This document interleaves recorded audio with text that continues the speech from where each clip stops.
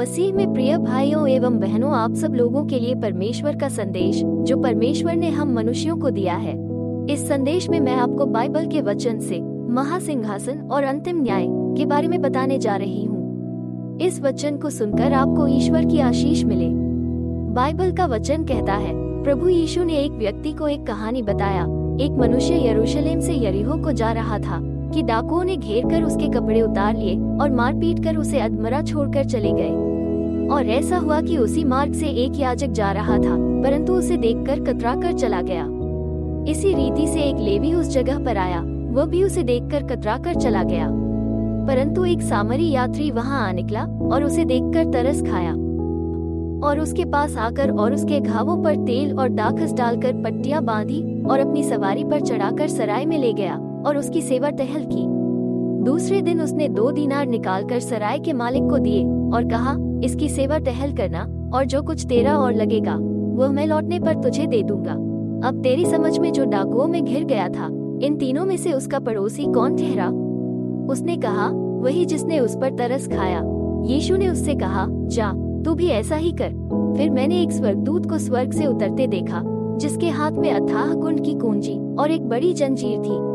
और उसने उस अजगर अर्थात पुराने सांप को, जो शैतान है, पकड़कर 1000 वर्ष के लिए बांध दिया और उसे अथाह कुंड में डालकर बंद कर दिया और उस पर मुहर कर दी कि वो 1000 वर्ष के पूरे होने तक जाति जाति के लोगों को फिर न भरमाए। इसके बाद अवश्य है कि थोड़ी देर के लिए फिर खोला जाए। फिर मैंने सिंहासन देखे और उन पर लोग बैठ गए और उनको न्याय करने का अधिकार दिया गया।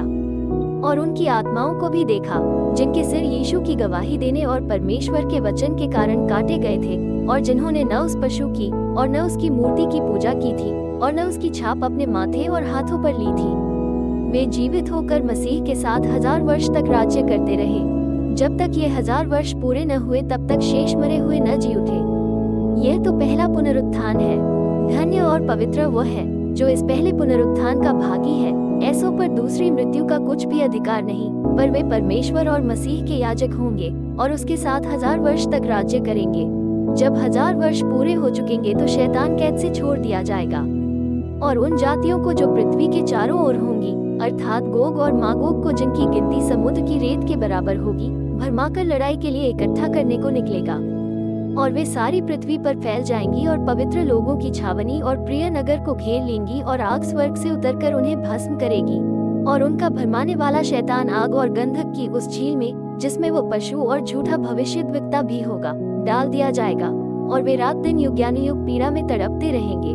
बाइबल का वचन आगे कहता है, फिर मैंने एक बड़ा श्वेत सिंहासन और उसको जो उस पर बैठा हुआ है देखा, जिसके सामने से पृथ्वी और आकाश भाग गए और उनके लिए जगह न मिली।